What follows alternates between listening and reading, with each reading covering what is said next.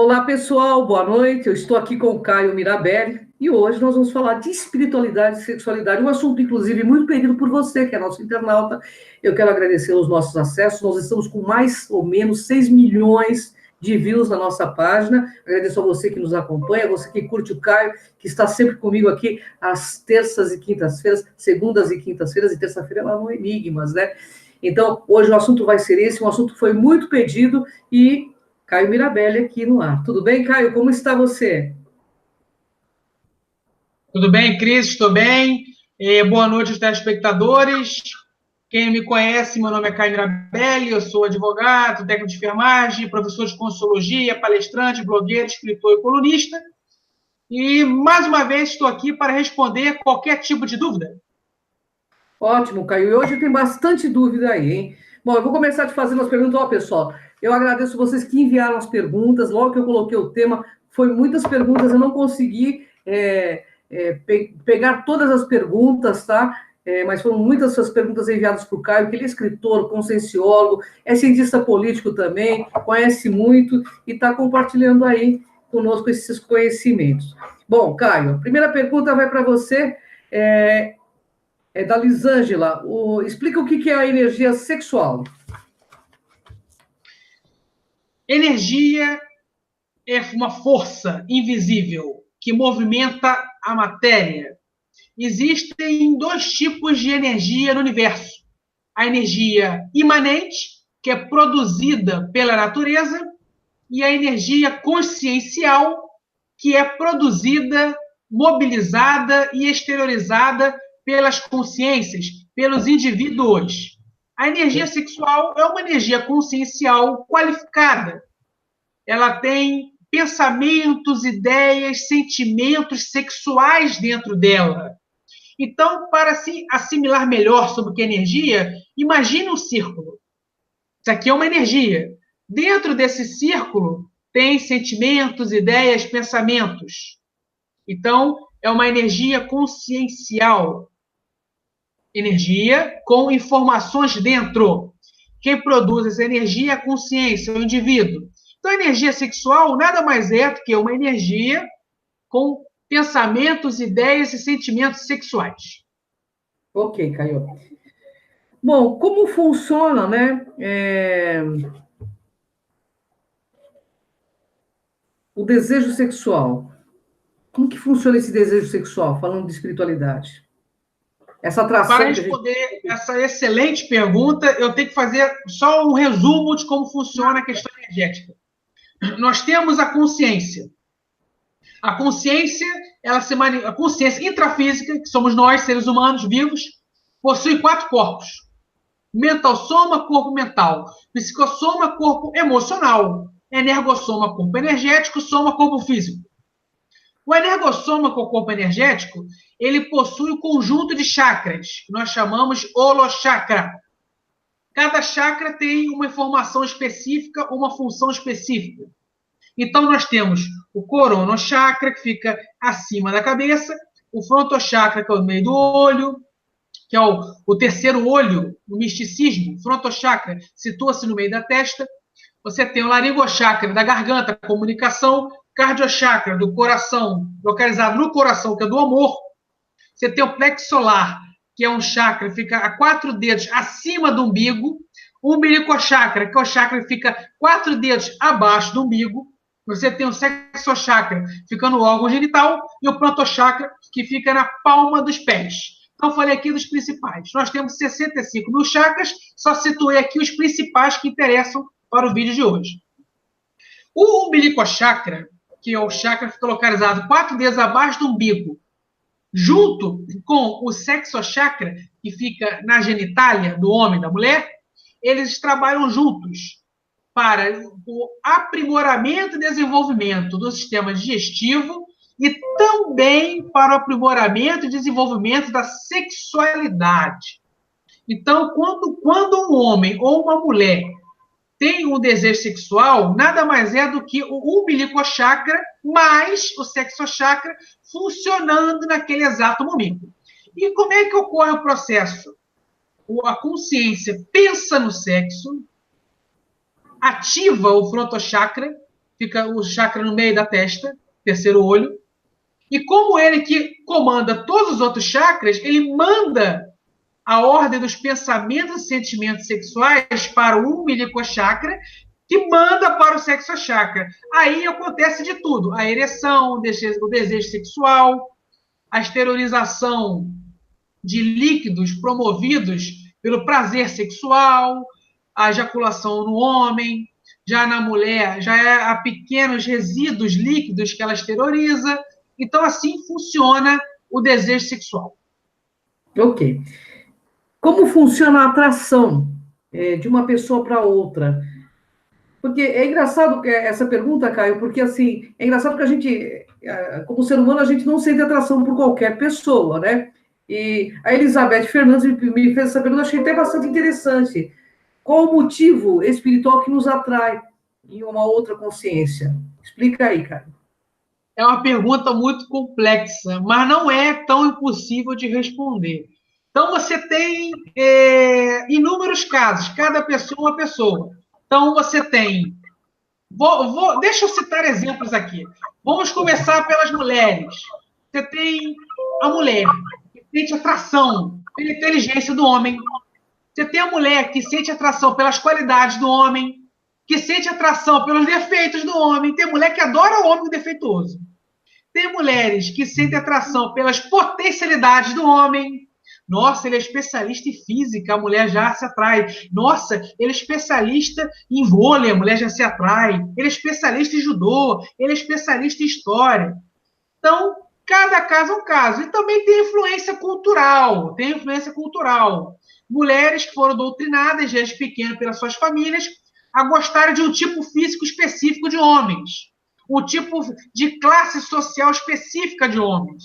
Então, cada caso é um caso. Com relação aos homens, tem homem que se apaixona, que se atrai pela beleza exterior da mulher.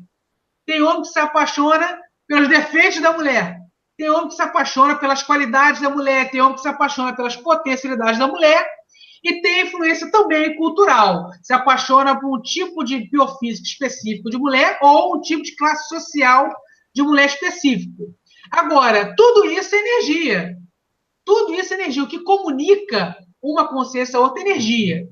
Então, você olhar para uma pessoa, conversar com uma pessoa, você o tempo todo está absorvendo e exteriorizando energias, um para o outro. E é nessa troca energética que você faz suas análises, que as atrações podem acontecer ou não. É pela troca energética que você lê a qualidade da pessoa, a potencialidade da pessoa, o defeito da pessoa, o tipo de classe social que ela é, o biofísica dela. Você percebe também pela troca energética, não só pelo olhar. Então, tudo isso também é energia. E existe o reconhecimento das almas também ou não? Você, sem querer, tocou num assunto muito polêmico, né? Eu faço parte de um grupo de pesquisadores conscienciológicos, espiritualistas, que não acreditam em alma gêmea. O que a gente acredita, devido aos resultados de nossas experiências e comprovações, é que você pode sim reencontrar uma pessoa que lhe fez muito feliz em vidas passadas. Isso acontece muito, inclusive eu já vivenciei isso demais nesta minha atual existência aqui. Já reencontrei ex-mãe, ex-filha, ex-namorada, ex-esposa, tá? E conheço outras pessoas também que reencontraram. O que acontece é você ter saudade daquele amor prazeroso que você teve em vidas passadas ao reencontrar a pessoa e querer vivenciar essa história novamente. Isso também pode acontecer, como pode acontecer ao contrário, você reencontrar pessoas que infernizaram sua vida em vidas passadas e reencontrá-las agora, que corre o sério risco de vocês repetirem erros do passado e se magoarem, ou consertar erros do passado, se corrigir e até viver uma boa história aqui. Então, tudo pode acontecer. Olha, que bacana, né? Temos mais perguntas aqui, hein, Caio? Peraí. O Gilberto Mendes de Azevedo, ele é de Minas Gerais, Três Corações. Oi, Minas Gerais, dá um oi aí para Minas, para o pessoal de Minas, né? Caio, ele pergunta assim, como você vê essa liberação sexual onde tudo pode? O que acontece É uma pergunta muito interessante. uma pergunta muito polêmica, mas nós temos que falar um pouquinho do contexto histórico para explicar isso aí. A liberação sexual não é exclusividade da esquerda mundial grancista, não é. Uhum. Os liberais também sempre defenderam a liberação sexual. Então, essa pauta, ela gravita na direita e na esquerda. Você tem a esquerda grancista, que defende a liberação sexual, e você também tem a esquerda conservadora, que não gosta disso. Você tem a direita liberal, que aprova a liberação sexual, e você tem a direita conservadora, que não aprova isso. Então, é uma pauta que gravita nos dois ambientes políticos. Como eu vejo isso? Olha, eu sou a favor do seguinte: eu acho que o Estado, minha opinião, o Estado não tem que intervir na maneira que você exterioriza suas intimidades e na maneira que você utiliza seu corpo. É sua vida, é seu corpo, isso é problema seu. Se você utilizar seu corpo como quer utilizar, vai promover desenvolvimento evolutivo ou estagnação evolutiva, isso é problema seu. A vítima será você, o Estado não tem que se meter com isso. Ponto. Não quer dizer que só porque eu tenho esse posicionamento de aceitar todo mundo usar a sua sexualidade como queira usar, que eu acho legal a mídia e o Estado defender usar o nosso corpo da maneira X ou da maneira Y, como está acontecendo no planeta. Então, você tem países europeus que defendem a liberação sexual pelo grancismo, e você tem países como Rússia e China que utilizam a sexualidade, usa o Estado a intervir na sexualidade das crianças para que sigam os padrões genéticos do seu gênero. Então, nos dois casos, eu acho um absurdo o Estado trabalhar para o avanço da sexualidade X e da sexualidade Y, do gênero X e do gênero Y. O Estado não tem que se meter nisso, e é a minha opinião. E na orgia, como ele pergunta aqui, é um estado evolutivo, antievolutivo? Como você vê isso? Nossa, que pergunta polêmica. Vamos lá. É um assunto muito polêmico. Vamos lá, deixa eu tentar externar aqui. Eu costumo usar muito linguagem religiosa para facilitar o entendimento dos telespectadores. Ninguém é obrigado a tentar entender o palavreado difícil. Temos que facilitar a educação.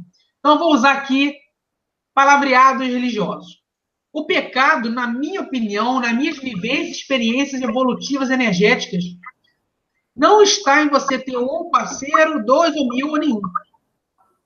O pecado está em você utilizar, compartilhar energia com parceiros doentes, energeticamente falando. Então, quando você tem um parceiro ou uma parceira que tem uma energia consciencial positiva, elevada, e essa relação, um desenvolve a evolução do outro, um faz o outro evoluir, e ambos se cuidam, o sexo é perfeito, a relação é harmoniosa, os dois vão evoluir sempre. Quando você tem um parceiro ou uma parceira que tem uma energia carregada, negativa, depósito de demônio, depósito de espírito maligno, padrões anticosmoéticos o tempo todo, que prejudica a tua evolução, estagna a sua evolução, e você tem uma troca energética com essa pessoa, chore. Você não vai evoluir, ainda vai adoecer se não morrer cedo. Energia é coisa séria. Energia define se você vai ter saúde ou não, se você vai viver muito ou não, se você vai evoluir muito ou não. Quando você tem uma parceira patológica, você não vai evoluir. Quando você tem 2, 3, 4 parceiras, que as 4 são saudáveis, você vai evoluir muito e elas também. Se você tem 4 parceiras patológicas, ninguém vai evoluir. Vai todo mundo estagnar e morrer. Então, cada caso é um caso. E a regra é, sempre tenha parceiros saudáveis energeticamente falando. Ok, Caio, ok. Caio, o que ocorre nos motéis extrafisicamente? Explica para a gente. A Silmar Andrade, né, do Mato Grosso do Sul, que está te perguntando. O motel no social foi uma das grandes coisas que a humanidade criou, porque ela facilita a prática do sexo para quem não mora sozinho. Então, foi fantástico quem criou um motel no social. Só que a questão energética é complicada, porque por ser um lugar privado, mas que tem muita rotatividade do público, de pessoas, entra e sai ali qualquer tipo de pessoa. Da pessoa mais saudável à pessoa mais patológica, energeticamente falando. E por Uhum. ser um ambiente que você não tem como controlar quem entra e quem sai, o padrão energético de quem entra e quem sai, a tendência é os motéis serem ambientes carregados, porque vamos supor que no hotel a tendência maior seja de pessoas patológicas. Então, vai ser uma egrégora patológica, densa, energeticamente falando. E você, que é uma pessoa saudável, tem o seu parceiro saudável, vai entrar nesse ambiente, os dois, sem querer, automaticamente vão absorver aquela egrégora negativa, que vai sujar o campo energético de vocês, vai desalinhar e bloquear todo o seu horochakra. E ninguém vai evoluir, ainda vai voltar doente e obsediado de lá. Olha só, hein? Olha aí, pessoal, presta atenção então, né? Caio, quais são os benefícios do sexo? Quando você faz sexo com pessoas saudáveis, você só tem benefícios. São mais de 1.000, mas eu vou listar aqui alguns. Quando você faz um sexo saudável, você fortalece o sistema imunológico. O sexo saudável faz você ter equilíbrio emocional, limpa seu campo energético, ativa, alinha, desbloqueia e desenvolve todo o seu holochakra, faz você evoluir consciencialmente, afasta os assediadores, espíritos malignos do seu campo energético, atrai, invoca os amparadores, os mentores espirituais, espíritos positivos para o seu campo energético. Então, foram alguns benefícios aqui que eu listei, mas são mais de 1.000.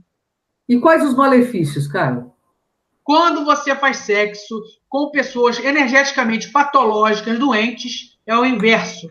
Você produz células patológicas que vão atacar seu organismo, acelera o processo de envelhecimento, enfraquece o sistema imunológico, produz doenças, desalinha e bloqueia seu holochakra, produz e exterioriza energia negativa sem querer, de forma inconsciente, afasta os amparadores e invoca assediadores, invoca obsessores para seu campo energético, além de estagnar sua evolução. Ok. Caio, a Marinês Rezende, aqui do Campo Limpo, aqui de São Paulo, está te perguntando o seguinte: é importante ter um parceiro ou uma parceira fixo? Bom, se você consegue evoluir de forma saudável e qualitativa sozinho, não tem por que você ter um parceiro. Se você quiser ter, não tem problema nenhum. Mas que tenha um parceiro para desenvolver ainda mais seu processo evolutivo. Se você é uma pessoa que não consegue se conter, inclusive a Bíblia, e Paulo menciona isso, se você não consegue se conter, casa-se. Case-se, né? Então, procure um parceiro ou uma parceira energeticamente saudável, cosmoético, evoluído, para estar com você e ambos se desenvolverem, evoluírem, se assistirem. Se você consegue evoluir muito bem, tendo uma relação aberta, onde todos os integrantes da relação têm ciência do que realmente acontece, se é um homem com duas mulheres, se é uma mulher com dois homens, se todo mundo sabe de todo mundo se conhece, e há regras nesse relacionamento, e todo mundo é saudável energeticamente falando, mantenha, todo mundo vai evoluir. Mas se você tem dois parceiros ou duas parceiras, e todo mundo é patológico, é doente, desequilibrado, separa-te. Porque se manter essa relação, ninguém vai evoluir, vai todo mundo adoecer. Então, o que define é o padrão energético. Se eu estou muito bem, evoluindo rápido sozinho, é bom que eu fique sozinho. Se eu evoluo muito rápido com um parceiro fixo, que fique com o parceiro fixo. Se eu evoluo muito rápido com dois parceiros, que fique com os dois parceiros. Porque o que define isso é o padrão energético. Entendi. É, a Márcia Vaz, aqui de São Caetano do Sul, pergunta assim: como você vê a traição? Ela está querendo dizer ainda da Conscienciologia. Como você vê uma pessoa que trai? Olha, a traição é um fato horrível, dói muito. Ele, além de provocar sérios danos psicológicos e desequilíbrios emocionais à vítima, ele faz com que a própria vítima se autoassedie e comece a alimentar pensamentos patológicos que vai sujar seu campo energético, vai fazer ele invocar espíritos malignos para a sua vida, e isso não é legal. Além da própria vítima atacar inconscientemente, energeticamente, o seu agressor, que foi a pessoa que lhe traiu. Então, nesse processo aí, os dois não evoluem. Quem traiu vai evoluir, porque será atacado pelas energias negativas da vítima, que está sofrendo, e a própria vítima vai se atacar com as energias negativas que está produzindo, devido a estar sofrendo a traição. Então, a traição deve ser evitada ao máximo, porque ela produz dois doentes, estagna a evolução de duas pessoas, isso se não produzir outros tipos de doentes, como o amante, a família do amante, os amigos do amante, e a estagnar mais consciências no seu processo evolutivo. Nossa, é muito sério, né, Caio? Bem, Caio, uma pergunta da Marina Cardoso, do Rio Grande do Sul, de Erechim, do Rio Grande do Sul, está perguntando aqui. Caio, como tu vê a ideologia de gêneros? Ela está querendo saber dentro da conscienciologia, dentro dos seus conhecimentos. Bom, dentro da conscienciologia é o seguinte: você, antes de renascer, antes de reencarnar, você participa do período permissivo, você vive no mundo espiritual, você lá estuda, se qualifica, adquire e desenvolve potencialidade, acelera seu processo evolutivo, e junto com uma junta de espíritos evoluídos e cosmoéticos, vocês fazem a sua programação existencial, a sua organização existencial, a sua missão de vida, para na próxima reencarnação você cumpri-la, executá-la e otimizar seu processo evolutivo. Ponto. Quando você se reúne no mundo espiritual, no extrafísico, com essa junta, que estão lá definindo qual será a sua missão e que tipos de curso você tem que fazer lá para ter a maior capacidade de cumprir essa missão aqui na Terra, tudo que é discutido lá, sua família, o tipo de corpo que você vai ter, seu pai, seu futuro pai, sua futura mãe, seus futuros avós, seus futuros irmãos, tudo isso é discutido lá. Então, inclusive, o corpo que você vai ter, o gênero que você vai ressomar, reencarnar, renascer. Quando você renasce nesse gênero, você tem que cumprir as funções desse gênero. Porque quando você renasce mulher, você tem que cumprir e respeitar o gênero feminino, porque faz parte da sua programação existencial, faz parte da sua missão de vida. Você tem que respeitar o novo corpo que você adquiriu. Porque quando você começa a mutilar esse novo corpo, querendo transformá-lo em outro corpo, em outro gênero, energeticamente falando, é horrível, porque você bloqueia o holochakra todo.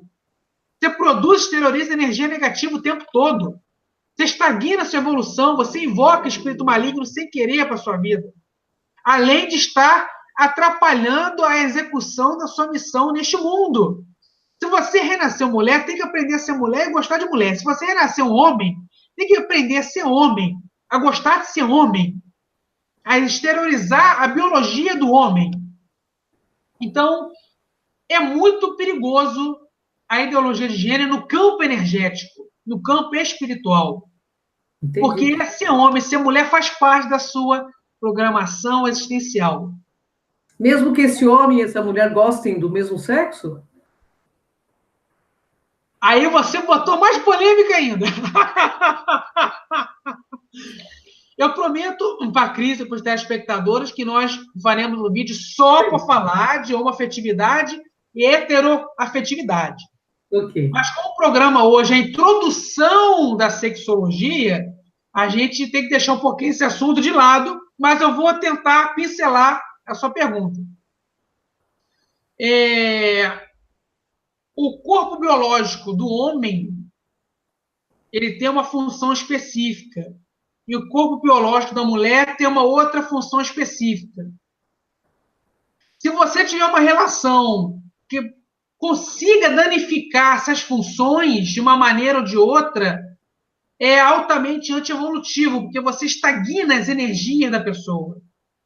Entendi. Mas eu prometo para a Cris que a gente ainda vai falar sobre isso de forma aprofundada nos próximos programas. Olha, tem bastante tema para falar dentro da sexualidade, hein, Caio? Bom, o Miranda, aqui de São Paulo, né, da Paulista, ele diz assim: o que ocorre para uma pessoa nascer com tendências homossexuais? O que ocorre espiritualmente para uma pessoa nascer com tendências espirituais? É uma coisa do corpo ou da alma? É uma pergunta muito complexa, né? Quando a pessoa nasce com tendência, o que acontece? Tá, vamos lá. Apesar de hoje em dia esse assunto não ser mais tanto tabu e não provocar tanto radicalismo, nos centros urbanos, porque na zona rural tá a mesma coisa, radicalismo com esse assunto aí é horrível, né? Mas nos grandes centros urbanos já se tem uma certa aceitação. Mas quando o Brasil era muito mais repressor nessa área, na década de 60, 70, 80 e 90 também, quando uma pessoa, ela jovem, tinha sérios conflitos, se queria ser heteronormativo ou homoafetivo, quando ela tinha esse conflito interior, ela tinha dificuldade de externar para a família e para amigos, devido ao preconceito ser muito forte e o Estado e a religião não tolerar isso. Então, a pessoa, em vez de externar o que sentia, em vez de ela conversar o que sentia e tentar entender o processo, o que ela fazia? Ela engolia tudo. E o que acontece quando a pessoa engole? Adoece. A pessoa adoece. Fisicamente e emocionalmente. Por quê? Porque ela está exteriorizando uma energia negativa de agonia, porque ela não está tendo ajuda. Ninguém consegue ouvir. Ela quer falar, ninguém ouve. Então, a agonia surge. A agonia é negativo, que a agonia é desequilíbrio emocional. E aí, o que acontece? Bloqueia o holochakra, fica toda bloqueada e começa a exteriorizar energias negativas para o ambiente e para ela. E enquanto ela não soltar isso, ela não vai conseguir se limpar, se equilibrar e nem desbloquear o holochakra. E vai exteriorizar energia negativa. Energia negativa vai estagnar sua evolução, vai invocar espírito maligno para sua vida e ninguém vai evoluir. Isso se não provocar doenças psicossomáticas ou até se suicidar. Porque muitas pessoas se suicidaram naquela época porque não tinha ninguém para ouvi-las. É verdade. Ok, mas você acha que o homossexual, ele vem com uma tendência porque é uma coisa que ele reencarnou várias vezes como homem ou como mulher, é isso ou não? Excelente pergunta. Conheço esse assunto na intimidade, porque eu já vi vários tipos de heterossexuais e homossexuais e já estudei todos eles. Aliás, eu agradeço ao universo a oportunidade de conhecer esse assunto na intimidade e saber olhar com o olhar científico. Então vamos lá, vamos com calma. Cada caso é um caso. Você tem o caso de uma pessoa que é heterossexual, sempre desejou diferente, mas pela influência da criação ou indução se tornou homoafetivo. Você tem um caso também que eu já vi e conheço. Pessoas que inúmeras existências, 158 existências, matematicamente falando, porque eu fiz o mapa da pessoa, estudei a pessoa, com a anuência da pessoa. Foi homem. E foi aquele homem tarado, bem machão, sabe? Que era cheio de mulher, namorava todo mundo, traía as esposas, as namoradas. Depois de 158 reencarnações, veio mulher. Tiraram o pênis dela. Para quê? Para trabalhar essa sexualidade dela, que estava desregrada. E aí, essa pessoa realmente foi homoafetiva durante anos. Já namorou uma mulher que já namorou várias mulheres, mas depois de um certo tempo, conheceu um rapaz, inclusive casou com ela e está muito feliz com ele, até mãe. Aliás, uma excelente esposa e mãe. Nunca vi aquela mulher, uma mulher como ela, porque aquela música Amélia, a Amélia existe. Eu conheci uma Amélia, ela é uma Amélia, é uma excelente esposa. O marido é um homem muito feliz e é uma excelente mãe. Eu também já conheci casos que a pessoa, ela é heterossexual, mas gosta de saborear diferentes sabores, e uma vez ou outra sai com pessoas do mesmo sexo. É uma escolha dela, pessoal dela. Né? Então, e tem outros que têm influência extrafísico. Eu já conheci casos de um hétero que, por influência da famosa pombagira, se tornou gay, e já vi o inverso. Eu já vi um gay, por influência do Zé Pilintra, se tornar hétero. Então, você vê de tudo um pouco nesse universo de Deus. Mas nos próximos vídeos, a gente vai aprofundar isso sim. Não, e olha, perguntas sobre esse assunto não falta. Tem muitas aqui ainda, Caio.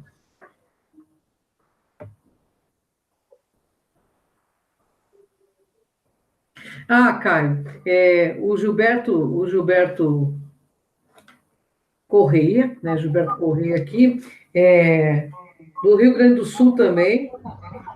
Ele pergunta o seguinte: Caio, no teu ponto de vista, o que ocorre com essas manifestações políticas usando sexualidade? Sim. Bom, vamos lá. É um assunto, mais uma pergunta super polêmica. Mas vamos lá. O sexo, ele não é só uma ferramenta altamente evolutiva, ela também é uma ferramenta política. E tem uma função poderosa na política. Há grupos políticos que utilizam a sexualidade para chegar ao objetivo comum. Antônio Gramsci, um grande filósofo de esquerda, socialista, que saiu do socialismo conservador e veio para outro tipo de socialismo, percebeu que se ele utilizar a sexualidade para o caminho inverso ao dado pela igreja, ele ia quebrar princípios judaico-cristãos e iria conseguir reformar o Estado. Porque o Estado burguês, que é o Estado democrático de direito, que todos nós vivemos, na cabeça de Antônio Gramsci, seria alimentado pelos princípios judaicos cristãos. E quando você ataca esses princípios, incluindo a sexualidade, você consegue quebrar o Estado burguês e implantar o Estado socialista. Isso não é minha opinião, isso é a opinião de Antônio Gramsci. Quem não estiver acreditando, que pesquisa Antônio Gramsci. Eu só estou aqui reproduzindo o que aconteceu. Então, os grupos gramscistas no Brasil e no mundo utilizam esse pensamento dele para influenciar na política social com o intuito de quebrar o Estado burguês, que aí está, e implantar um Estado socialista pela reforma do Estado, reformando a sexualidade, que é da igreja, trazendo ela para abordar o Antônio Gramsci, e também outros assuntos da igreja, trazendo para a abordagem do racismo, para implantar um Estado socialista. É por aí. Entendi. Agora, cá entre nós, né, Caio? Virou meio que deturpada essa ideia do Gramsci, né? Meio que essa ideia deturpada. do Gramsci é uma ideia... Eu não gosto dessa ideia, eu sou contra essa ideia. Eu sou assim, se você quer destruir o Estado, reformar, transformar, ou criar um novo, que você esclareça as massas no intelecto. Pela consciência, né? Não pela sexualidade. De forma espontânea, todos juntos e o Estado que querem. E não mexendo com a sexualidade dos cidadãos, como o Antônio Gramsci defendido. É verdade. Isso a gente está vendo, inclusive, algumas passeatas em São Paulo, inclusive no Rio de Janeiro também, e parece uma coisa meio negativa, não sei do ponto de vista espiritual como você pensa.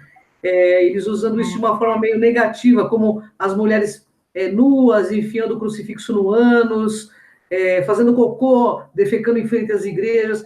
Do meu ponto de vista, eu vejo isso como algo negativo, porque eu acho que, assim, se você quer trazer as pessoas, traga pela consciência, né? Aí sim que a gente vai causar grande mudança, não é, Caio? Sem dúvida. Essas manifestações patéticas de pessoal pelado na rua, de certos lugares, é uma alienação, uma boçalidade, porque eles estão destruindo o próprio povo com aquele ato, estão fazendo as pessoas terem nojo deles e também estão fazendo pessoas terem ódio e não devem ter ódio. Então... Porque a maioria dos homoafetivos não são racistas. Eles só querem trabalhar, ganhar o dinheiro deles e viver a vida deles e ponto final. Quem faz isso é uma minoria idiotizada que acha que está enfrentando o sistema dessa maneira e está fazendo aquele preconceito com a maioria que não tem nada a ver com isso. É verdade. Aliás, particularmente não me representa. Entendeu? Não representa ninguém. Eu tenho ligação com o Partido GLS aqui de São Paulo, conheço, participo às vezes, e não me representa esse tipo de atitude, nem de nenhuma forma. Mas uma pergunta, Caio, para a gente encerrar esse bate-papo tão gostoso que a gente vai voltar aqui segunda-feira com o Caio Mirabelli. Caio vai trazer muito mais informação sobre esse assunto. Caio escreveu, já tem 70 livros escritos aí, né, Caio? 77 livros registrados e 2 publicados. Olha só, mas vamos publicar o resto também. Eu tenho até gente que vai te ajudar nisso. Caio, esse momento que nós estamos vivenciando, do teu ponto de vista, é um momento de liberdade ou de libertinagem, falando de sexualidade, obviamente? Ponto de vista do... Eu tenho essa discussão há anos. Eu agradeço muito ao universo por andar com pessoas intelectualizadas e a gente discute isso todo ano. Nós temos, eu e esse meu grupo, temos uma leve identificação, um leve sentimento de que nós vivemos numa época pior que Sodoma e Gomorra e que a Roma antiga. Sem dúvida. Porque Sodoma e Gomorra estava no ápice que nós estamos vivendo, mas acabou. O Império Romano e o Império Grego viveram isso tudo que ele estava vivendo e acabou. Houve uma interrupção. Eu não percebo o freio disso aí. Eu só percebo que está piorando. As pessoas estão mergulhando no lamaçal da libertinagem. Então, eu percebo que se não tiver uma intervenção, não sei de onde, vai ser uma intervenção espiritual, uma intervenção moral, social, não sei. Mas se não tiver, a tendência é o caos. Eu não vejo nada positivo no avanço da libertinagem. Eu também não. Eu vejo que a coisa está muito desenfreada, né? Até em sala de aula me mandaram um vídeo, né? De alunos transando na frente do professor. Eu fiquei chocada, porque a gente sabe que isso acontece. Eu acho que sexualidade, né, no meu ponto de vista, ela é algo íntimo e sagrado, né? Eu acho que, é claro que a pessoa pode manifestá-la da forma que quiser, sem dúvida nenhuma. O respeito a toda a consciência e a sua manifestação, mas que deva manter respeito por si e pelos outros, né? Eu tive uma situação, eu queria contar para vocês, tive uma situação muito chata esses dias, pegando o metrô em São Paulo. Duas pessoas, uma pessoa sentou do meu lado e a outra começou a pegar um rapaz, eram gays, né? Eles começaram a se pegar freneticamente e, de certa forma, não tenho nenhum preconceito, mas aquilo me incomodou, porque eu não gosto de nenhuma forma, seja hétero, seja gay, sabe? Eu acho que o respeito, tinha criança dentro do metrô, sabe? Então, assim, você se sente um pouco desconcertado perante a situação, porque, no meu ponto de vista, essas pessoas perderam o senso crítico, sabe? Sobre si mesmas, entendeu? Eu acho que o respeito em qualquer situação é bom e merece, né, ser colocado, né, Caio? Só uma observação. O negócio está tão feio que a libertinagem chegou no extrafísico. Se você for um projetor maduro, o que é isso? É a pessoa que tem facilidade de sair do corpo? Uhum. Façam isso, vocês vão ver como estão surgindo milhões e milhões de dimensões patológicas na área da sexualidade. Consciência extrafísica de filtros que deveriam estar estudando e trabalhando, praticando assistência, e com o dia inteiro transando. E ninguém evolui. E não consegue sair dessas dimensões, que é o pior. É claro. Estão tão obcecados pelo sexo, estão presos à energia sexual, e eles não saem daquela dimensão. E você percebe que eles ficam sugados a cada dia. Tem um dia que passa, ficam sugados. É uma dimensão densa, patológica. É até bom assistir de longe, porque se você ficar perto, você também é sugado. O negócio está muito feio, chegou até na extrafísica. Eu acredito fielmente nisso, porque às vezes eu faço tenho algumas saídas lúcidas e é muito, eu vejo cada coisa assim muito pesada. Bem, Caio, mas a gente tem muito assunto pela frente. Eu espero poder contar com você sempre aí, trocando essas informações tão importantes para o despertar da moçada, né? Porque todos nós precisamos cair na real e ter uma vida, né, de respeito. Acho que o respeito é o princípio do verdadeiro amor. Se a gente não consegue respeitar, como é que vai ser, né, Caio? Eu digo o seguinte, Caio, não sei se você concorda comigo, mas nós estamos num momento em que se perdeu o senso, sabe, crítico das coisas. E a gente precisa retomar esse senso crítico. Não é pela sexualidade, né, que a pessoa vai desenvolver, mas pela consciência de criticidade, tendo cultura, tendo essa... É a mesma coisa que a cultura que está aí, colocada como arte. Vamos cair na real, né, pessoal? A gente está passando, as pessoas estão passando a medida, né, Caio? Usando crianças, inclusive. Eu não sei qual é o seu ponto de vista, mas eu gostaria que você desse um feedback sobre isso. Nós temos que aproveitar o lado bom do século XXI. O acesso à informação para todos, de forma fácil. Então, nós temos que sempre utilizar esses espaços para promover os bons frutos. Praticar assistência, esclarecimento, orientações, e não o contrário. Então, se você quer um mundo melhor, só tem duas formas. Ou você pratica muita assistência, ajudar o teu próximo, como Jesus ensinou. E também outra forma é você entrar no sistema e fazer as reformas que o povo precisa. É isso aí. Só tem essas duas maneiras. E as duas maneiras exigem mão na massa. Não dá para ficar mais omisso. Temos que agir. É isso aí. Bom, Caio, uma honra estar contigo. A gente vai parando por aqui, porque o nosso horário já extrapolou um pouco, mas foi ótimo esse papo. E segunda-feira eu conto contigo, tá bom, Caio? Gratidão por compartilhar todas essas informações conosco. Boa noite a Cris, boa noite, telespectadores. Gratidão, obrigado pelas autorizações. Gratidão, viu, Caio? Até o próximo bate-papo com o Caio Mirabelli. Segunda-feira aí, pessoal. Fica plugadinho na gente.